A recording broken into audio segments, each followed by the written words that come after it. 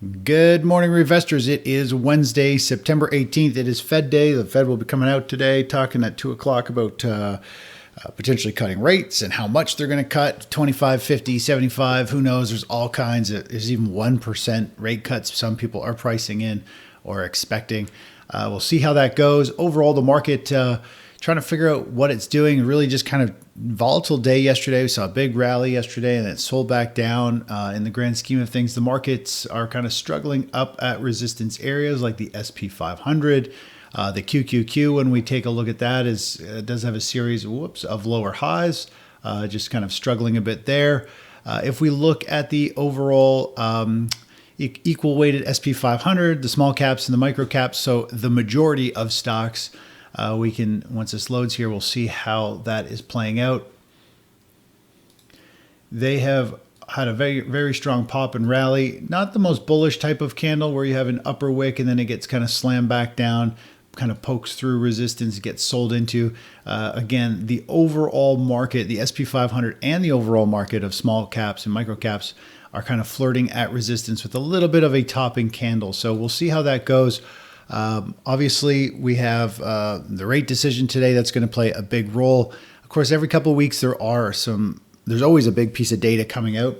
So we'll have to see how that goes. Again, we're not speculating our position, any positions on what the Fed is going to do. We're really just following the overall market trends. So if we take a look at bonds like TLT, for example, bonds have gone from a massive bear market to a bottoming type of formation to showing signs that the trend is turning up and that it has carved out a major bottom. The question is it going to have another leg higher and push up? Now, the market, when we take a look at the price action here, what I believe this right here is this right here. I talked about this a couple of videos ago. A lot of people, it's amazing when you flip the chart. So for example, you could say, yeah, we're at resistance. It's had a very nice run. I don't want to get in. But the reality is, if you take a look at this one, it was at support. It had a huge sell-off. Now, if we flip the script, let's just do this real quick. So if I flip the scale, so whoever is bearish thinking, hey, this looks like it's topping, it's had a big run, we don't want to get in. If I invert the scale, this, what looked super bullish for a double bottom here was a very strong surge and run up. And right now we are kind of at this bottom. And to me, it looks like we have obviously a series of lower highs, lower lows. It looks like it's already breaking down and we can see a very strong move down into this lower range, which is kind of that next support level. So right now we're just following the overall market trend. And the trend for our strategy and where money flow has been going is telling us to get into bonds and that we could see a big pop and move here. Now, obviously, we don't know what the news is going to be and how the market will react, but we never know that. Doesn't matter if it's a stock trade or a bond trade or whatever. We just have to follow what the money is doing and follow the trends. Usually the big money flows and the trends are telling us what favor the news should be and where price should continue to go. Even if the news is against us, could be a strong pullback for a day or two, and then it could turn around and take off the other direction. So it's typically buy the rumor, sell the news. I think people have bought the rumor that there's a rate cut coming finally after like 4 years or 5 years, whatever it is. Maybe there will be a bit more selling. Bonds are down about 0.5% this morning. I think there's just a bit of nervousness. So people are kind of moving out. So we'll see how that unfolds going forward. Let's take a look over at some other markets. So we have the US dollar. It ended up putting in a little bit of a bounce there yesterday. Again, it's kind of bouncing bottom here, stuck in a short-term downtrend. Of course, if the dollar is sliding, then generally we're going to see the gold move higher. Gold has a very nice tight little baby bull flag or a little pennant formation here above the 5-day, so it could very easily pop. Of course, it's Fed day, so this chart is telling us we should have a 1 or 2 day big pop just based on momentum and the 5-day moving average. And of course, it's Fed day, so that could potentially make that happen there. We should... if it is favorable the way the market sees it, we should see gold move up and bonds move up together, I think, today. But we'll see how that really unfolds. You just never know how the algos and how everybody's initial reaction is. It can take a day to 3 days for the market to work out the kinks and for people to get repositioned. If we take a look over at silver, silver is relatively flat. It's had a nice pop, tight little bull flag as well. If we look at gold miners, which is the same for all the miners, again, they have a series of higher lows, higher highs. They are channeling up near the upper end of the range, having a little bit of a pause pullback. And again, it's going to see how the markets move today. We could see a big move in the precious metal space across the board. Oil down about 0.6%. It has had a nice knee-jerk reaction, rebound up to the 20-day, which is more or less resistance. Just draw a line across these lows. You can see we're kind of flirting with the 20-day, the pink line, previous pivot lows, and it's had a strong move.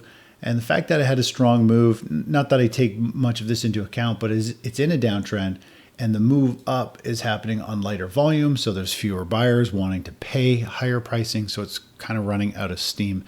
That's the way generally you read volume. Other than that, when we look at the grand scheme of things, the big picture of the market is flirting here with all-time highs again, and we'll just see how that goes. Again, we've just to kind of show this, just take a look at this. So we've been talking about how I feel like this scenario is very similar to what is happening right over here and where we are. And I think if we do get a rate cut, that's generally bullish on stocks. And so we could see stocks pop for a week or two. Now, this is the weekly chart of the SP 500. If you kind of notice over here, we did see the SP 500 pop for a couple weeks, popped up, and then reverse back down. So we could see something very similar like that. Rates falling should send stocks up. I don't think there's a lot of upside in stocks. I think there's way more upside in bonds, and I think they carry a little bit less risk, volatility than stocks. So we'll see how that unfolds from that regard. On another note, if you go into the members area, you go to the educational page, on pretty much I think all the services there, you will see a thing for the economic indicator tool. Example, let's just pull it up here. So under education strategy, or under ban, under education page, education, any of the education pages, or at least for ban CGS, if you scroll down, there's this economic indicator tool. It's been there for the last year and a half or so. But overall, this is what this is. So I made this about 15 years ago, and it tells you what happens to various things. So the indicator, so interest rates, if they go up, we'll generally see the bond market go down. If rates go down today, then we should see bonds go up. We should see stocks go up. The dollar will probably go down, and gold price will go up. So this gives you all some economic data. It's not something you really trade off of. Generally, the price, if it is a surprise, it's beyond what people are expecting, is when you actually really get these moves. It's not so much that, hey, rates are down, bonds and stocks are going to go up. It generally has to be something kind of a bit more of a shocker for this to be, fairly rock solid. So if people are expecting 25, but we get 50, we're definitely going to see, I think, all these unfold. If we get 75 basis point cuts, all these things are going to unfold. But if it's 25% or 25 bips, I think most people are expecting that, and we might actually see, like, it's by the rumor, bonds have gone up, and then we get the news, and then you sell the news, meaning bonds pull back for a couple of days as people said, yeah, I expected that. So that's why trading economic data is so difficult. But this table will give you an idea of what happens. Sometimes a lot of data has no reaction to stuff. So you can go there and check that out. Other than that, that's kind of about it this morning. We'll see how the markets shake out and go from there. Thanks. Bye-bye.